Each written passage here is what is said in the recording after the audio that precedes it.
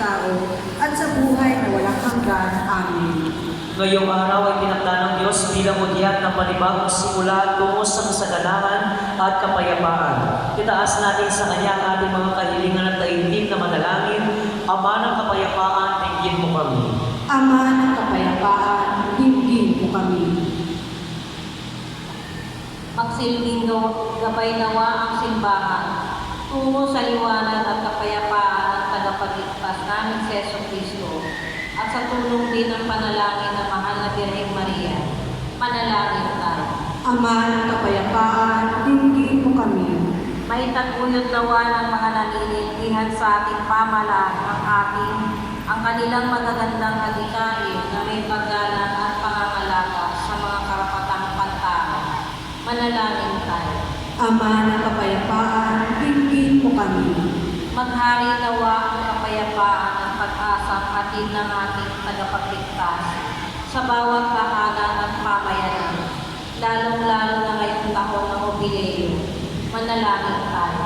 Ama ng kapayapaan, dinggin mo kami. Maging instrumento nawa ng kapayapaan ng bawat isa upang tuluyang manaig ang pag-ibig, lalong-lalo na sa mga bansang nasa gitna ng hukbaan at kagalakang hatid ng ating tagapagligtas.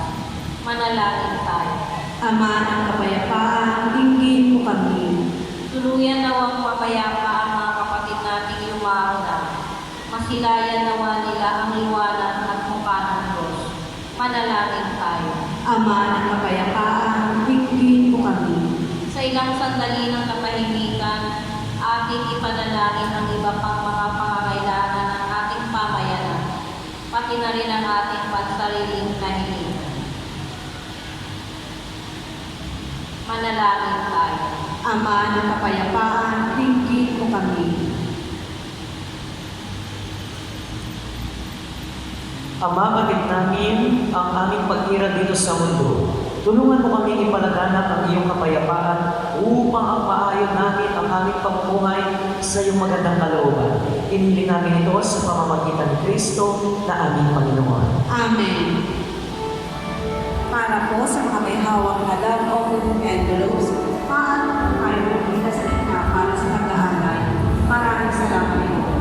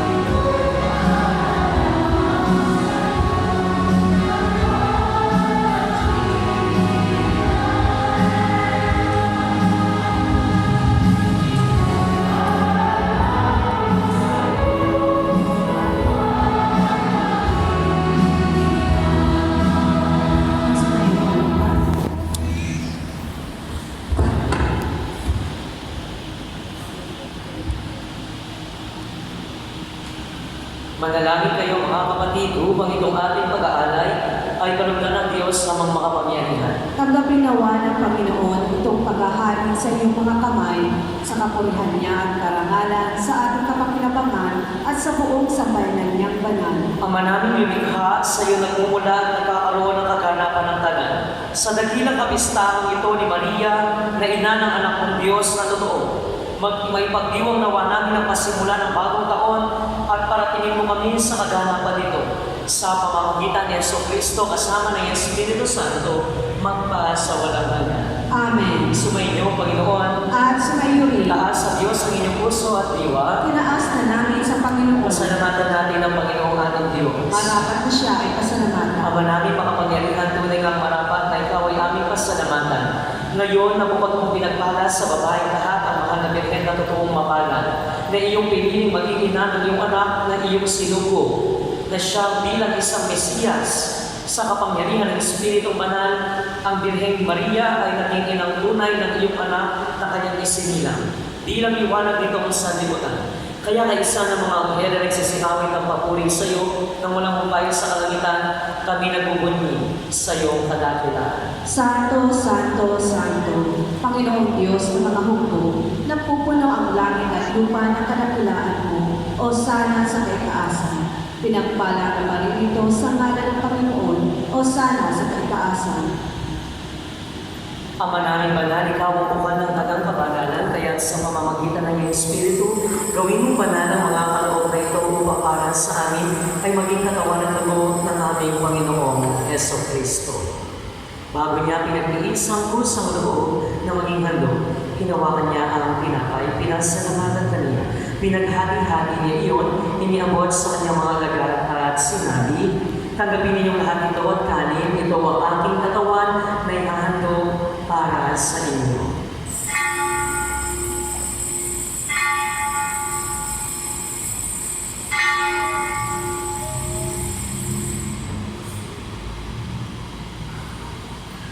Gayon din naman ang matapos sa kampunan, hinawakan niya ang kalis, muli kanyang pinasalamatan. Iniabot niya ang kalis sa kanyang mga alagad at sinabi, tanggapin ninyong lahat ito at inumin ito ang kalis ng aking dugo ng bago at walang hanggang tipan. Ang aking dugo ay bubugos para sa inyo para sa lahat sa ikapagpapatawad ng ating mga kasalanan. Gawin niyo ito bilang pag-alaala sa akin.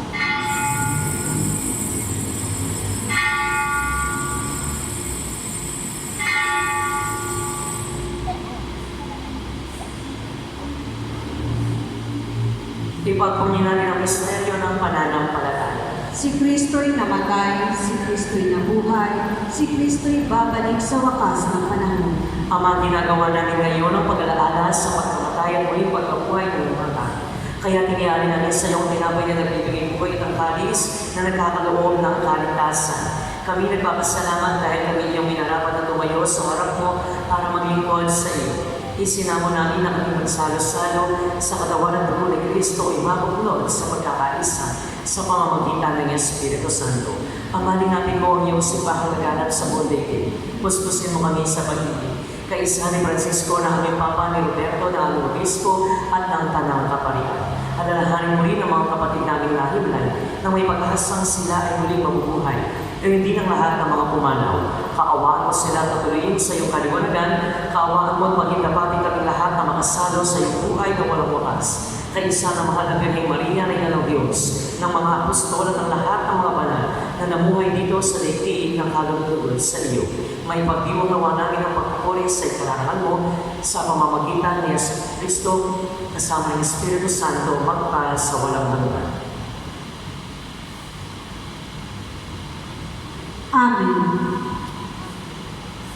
Sa pamamagitan ni Kristo, kasama niya at sa Kanya, ang lahat ng parangal at papuri ay sa iyo, Diyos Ama, makapangyarihan, kasama ng Espiritu Santo, magpasawalang hanggan.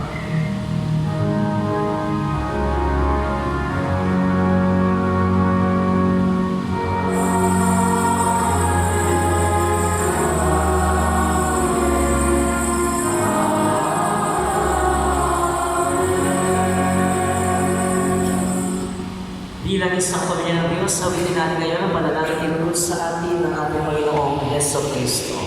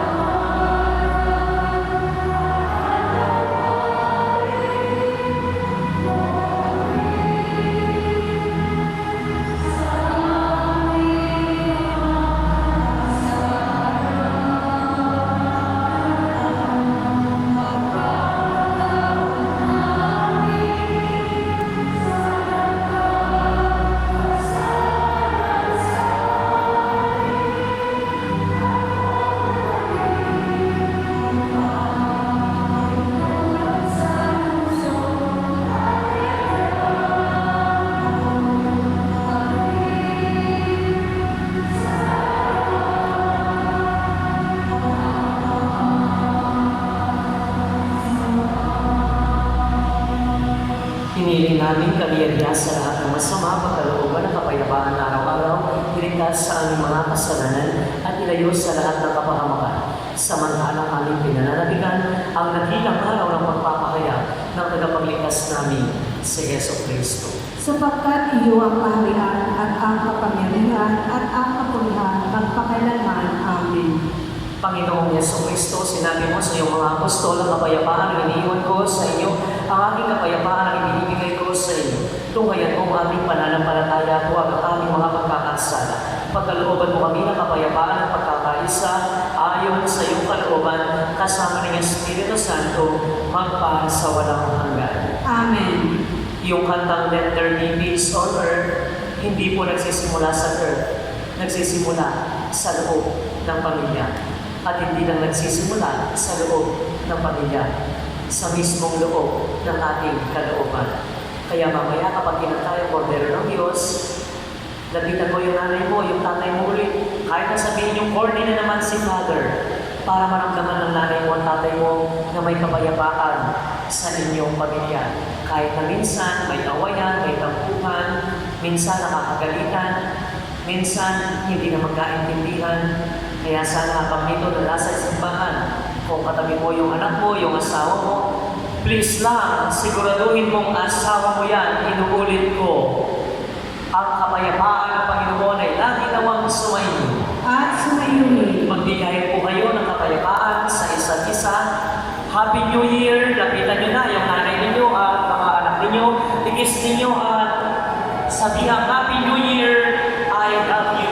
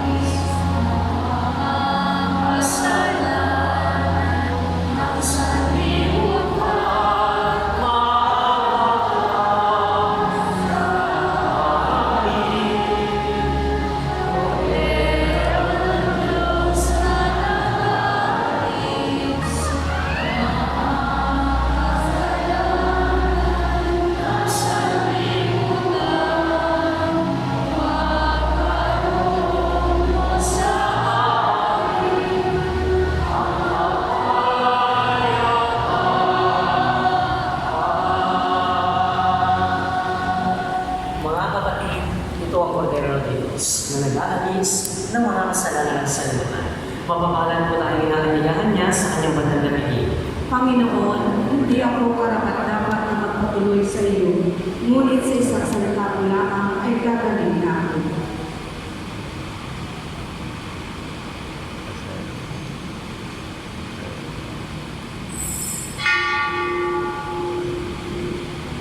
Sa lahat po ng tatanggap ng banal na komunyon, manatili po muna tayo sa ating mga upuan.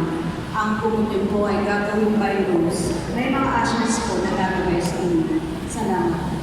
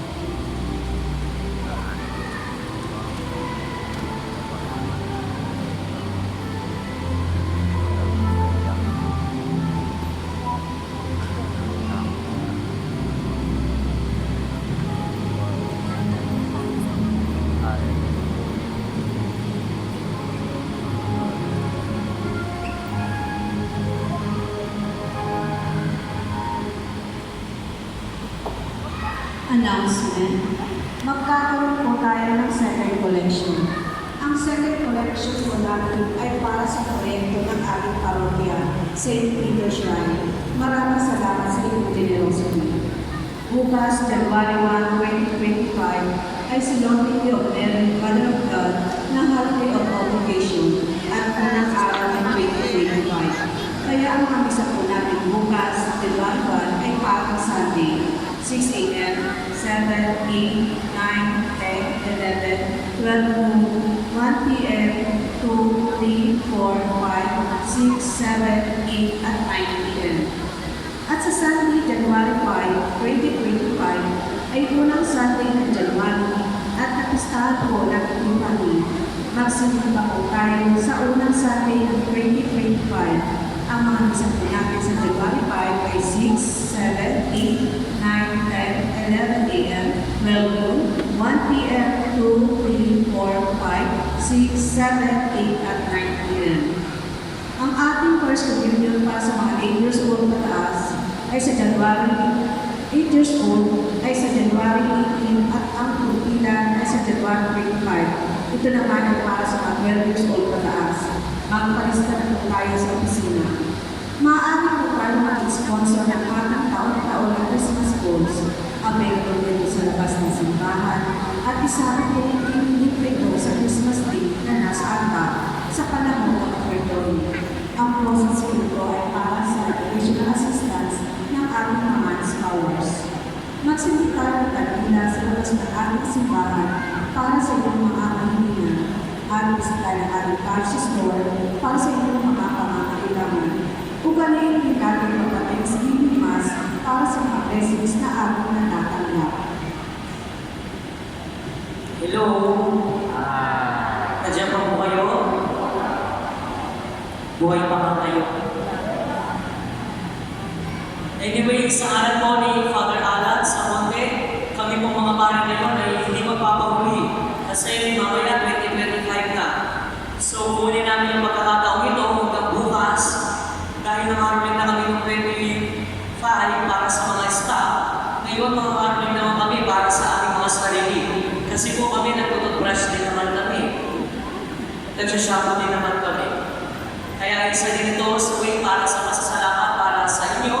Kaya kakatahan po namin kayo at habang ako po ay tumutugtog, may maglalakad po dyan na magsisilbing mga konsensya ninyo. Kung magkano yung ihulog ninyo dyan, yan ang babalik na grasya sa inyo next year. Magbibigay kayo ng 10 piso, next year 10 piso rin yung babalik sa inyo.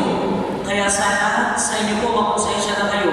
Yan po ay magiging regalo din ninyo sa amin sa pagsasakripisyo namin sa 9 days na walang iwanan, na walang, ilang oras na ang tulog ko per day. Kaya sana maawa naman kayo sa amin. Sa amin nila Father Alan, Father Ryan, Father Noel, Father Sinan, Father Butch. Kaya sana habang tumutugtog ako dito, bumubukas din yung wallet ninyo. Alam ni Lord kung sino yung mga hindi naghulo, makonsensya na sana kayo. Maestro, please.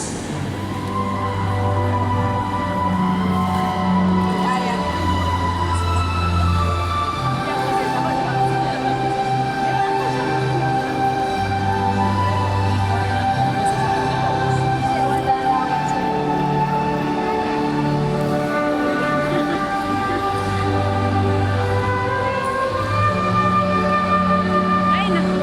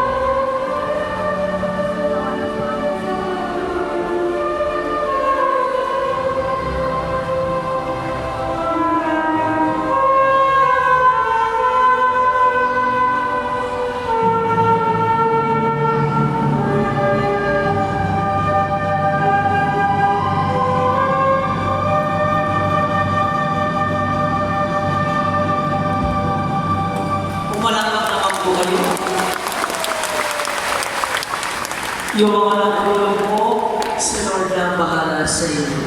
Magsitayo po ang lahat. Manalangin tayo. Ama naming mapagmahal, loobin mong sa pagdiriwang namin sa dakilang kapistahan ng mahal na ina, ng iyong anak, at ng iyong sambayanan, kami mga nagsalo-salo sa piling na banal ay makapakinabang nawa sa iyong buhay sa pamamagitan ni Jesucristo kasama ng Espiritu Santo magpasawalang hanggan. Amen. Sumainyo, Panginoon, At at sumayin. magpalain kayo ng mga pangyariang Diyos, Ama, Anak, at ng Espiritu Santo. Amen. Mga kapatid, ang misa po ay nailaos na, umayo kayo at patuloy na mahalin at paglingkuran ng Diyos at ang ating kapwa. Salamat sa Diyos. Palakpakan po natin ang Panginoon. Happy New Year! Mag-isigay po ulit sa kataling nito. Happy New Year!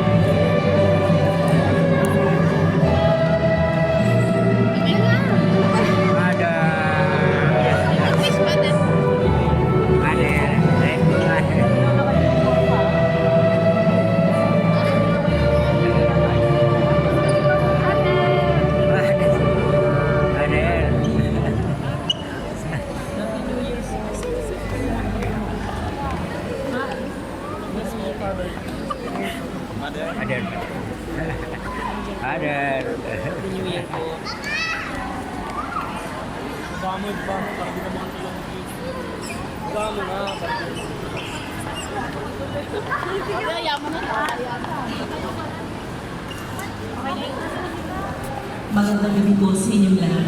Kasama ng ating mga pansariling panalangin, ipagdasal natin ang mga sumusunod.